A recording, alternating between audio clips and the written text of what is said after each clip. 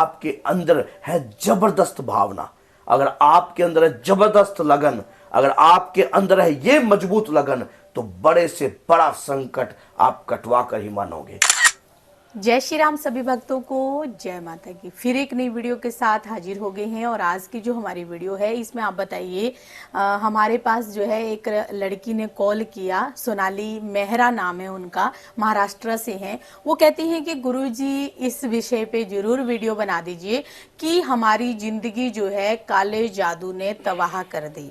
हमारी जिंदगी के अंदर हमारे पति पत्नी के रिलेशन खराब हो गए हैं, बच्चों के साथ जो है हमारे रिलेशन खराब हो गए, माता पिता के साथ रिलेशन खराब हो गए, अपनी रिश्तेदारी में रिलेशन जो है हमारे बिल्कुल खराब हो गए हैं। तो क्या हनुमान जी ऐसा कोई कार्य जो हम करें जिससे जो है हनुमान जी हमारी रक्षा करें और हनुमान जी की भी हमारे ऊपर कृपा हो जाए। आज की वीडियो आपके ही सवाल के ऊपर होने वाली है। जिंदगी के अंदर बहुत ज्यादा जादू टोनों ने आपका जीवन खराब कर दिया है, कैरियर भी खराब कर दिया है, सब आपको बताएंगे। अंत तक बने रहना। अभी तक चैनल को सब्सक्राइब नहीं किया है तो चैनल को जरूर सब्सक्राइब करके रखिए। चलिए शुरू करते हैं आज की वीडियो। जय श्री राम जी। जय श्री राम, जय श्री बालाजी, जय माता दी। ब्लैक मैजिक, काला जादू। काला जादू किस कार्य से किया जाता है, क्यों किया जाता है, किन कारणों से किया जाता है, ये एक विशेष उद्देश्य के तहत ये चीज छोड़ी जाती है। जब कोई किसी की जिंदगी को खराब करने के लिए, उसकी जिंदगी में जंजाल पैदा करने के लिए, हर प्रकार की उलझने क्रिएट रहे उनकी जिंदगी के अंदर, तो ये एक टारगेट के उद्देश्य पर काला जादू जो किया जाता है। और काला जादू करने के बाद हमारा परिवार के अंदर जो उलझने होती हैं, तो सोनाली बेटा ऐसा है कि अगर आप इस समस्या से उलझी हुई हैं और इस समस्या को फेस कर रही हैं, तो आपको घबराने की आवश्यकता नहीं है। आपको आवश्यकता है सिर्फ अपने इष्ट के ऊपर विश्वास करने की। कहते कि आस बालाजी, विश्वास बालाजी, दुनिया में सिर्फ खास बालाजी। तो हनुमान जी की जो व्यक्ति पूजा करता है तो उनके घर में हर प्रकार की अभद्र शक्ति का नाश होता है। तो आपको सिर्फ पूजा को समझना है कि मैंने अगर अपने परिवार को सेफ जोन में लाना है, अपने परिवार को अगर सुरक्षित करना है, तो मुझे बाबा की कौन सी पूजा करनी चाहिए। देखिए, जिसने आपके ऊपर तंत्र किया, जिसने आपके परिवार को खराब किया, उसने सबसे पहले आपकी पूजा के ऊपर बंधन करने का प्रक्रिया करा होगा। तो हनुमान जी जो देव ऐसे हैं जिनकी पूजा बंधन में नहीं आती है। हनुमान जी ने, आपने देखा होगा कि जब उस समय भगवान राम का, जब माता सीता का पता लगाने के लिए वो लंका में कूदे थे, तब क्या हुआ था, इंद्रजीत के द्वारा, ब्रह्मास्त्र के द्वारा बंधनग्रस्त हो गए थे। लेकिन वो स्वयं अपनी इच्छा से हुए थे, नहीं तो आज तक हनुमान जी को किसी ने बंधन में नहीं डाल पाया। कोई भी देवी देवता की शक्ति हनुमान जी को बंधन में नहीं डाल सकती, क्योंकि हनुमान जी को वरदान प्राप्त है। तो इसी प्रकार से हनुमान जी के किस रूप से आप अपने परिवार की रक्षा कर सकते हो? हनुमान जी के पंचमुखी रूप से।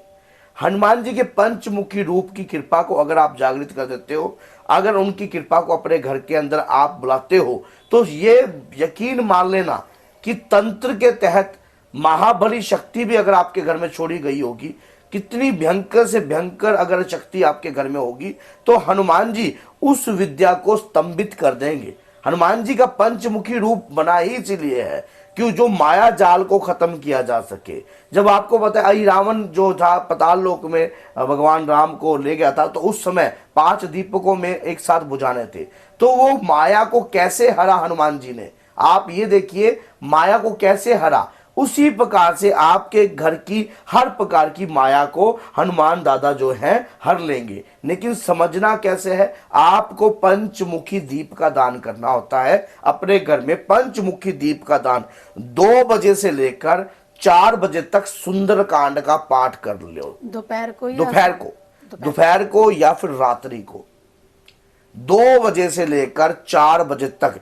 माना जाता है कि ये जो समय होता है ना, बहुत ही पावरफुल का समय होता है इस समय। और हनुमान जी की जो शक्ति है, पंचमुखी रूप की शक्ति जो होती है, वो आपने देखा है हनुमान जी के पंचमुखी रूप कौन कौन से हैं, आपने देखा होगा। उनमें ऐसी शक्तियों को जगाने का समय यही है। मायावी शक्ति है हनुमान जी की पंचमुखी शक्ति। तो उस मायावी शक्ति को जगाने के लिए आपको सुंदरकांड से बड़ा और सुंदरकांड से सुंदर पाठ कोई नहीं मिलेगा। और अगर आप सुंदरकांड पढ़ने में असमर्थ हैं तो राम रक्षा स्तोत्रम का पाठ कीजिए।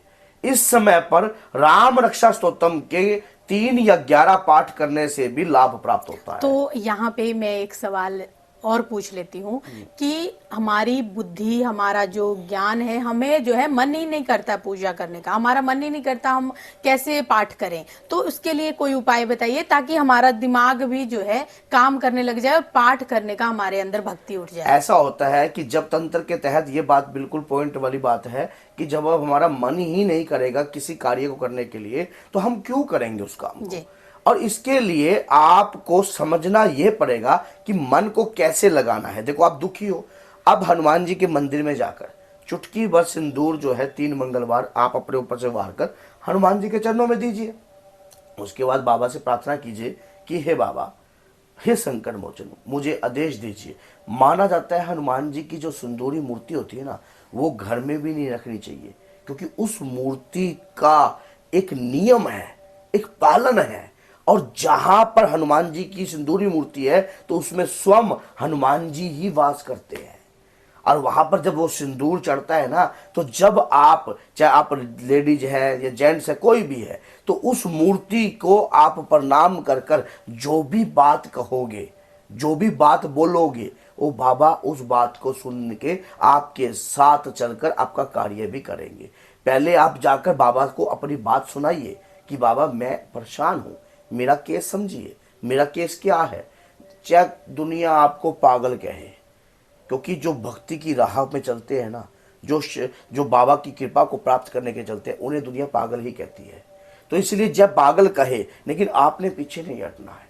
आपका मन कि गुरुदेव, हे गुरु, उन्हें गुरु मानिए, इष्ट मानिए, आराध्य मानिए कि मेरी बुद्धि जो है ना विचलित है, मेरी बुद्धि कार्य वक्त नहीं है, मेरी बुद्धि कार्य नहीं कर रही है, बहुत स्ट्रेस में रहता हूं या रहती हूं।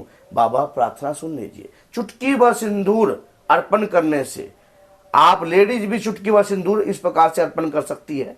बाबा से प्रार्थना करके अपने दादा हनुमान को मानकर, अपने भ्राता को मानकर आप कर सकते हो। और उसके बाद बाबा से प्रार्थना करना कि हे बाबा, मेरी प्रार्थना को सुनिए और फिर इस कार्य को अपनाइए। आज मेरे साथ चलिए और मेरी पूजा में लगन लगा दीजिए।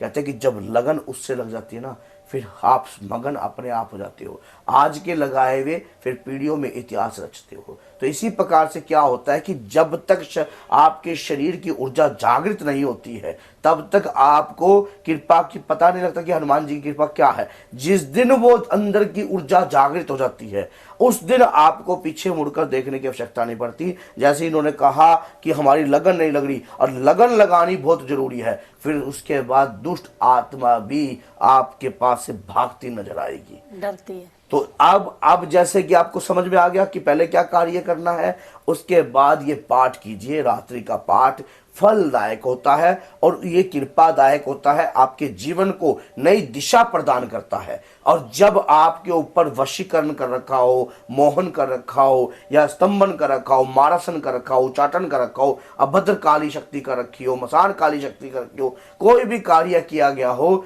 उस चीज का सबका स्तंभन हो, क्योंकि हनुमान जी की वीर शक्ति को आप जगाने जा रहे हो। तो घबराओ ना बच्चा, अगर ऐसा कार्य कर रहे हो तो समझ लेना बाबा की शक्ति आवशी क्षण आपकी। कहते कि रत्न सिंहासन बैठे बाबा, रत्न सिंहासन बैठे बाबा, सबका मुजरा देख, जैसी जिसकी भावना प्रभु वैसा ही फल दे।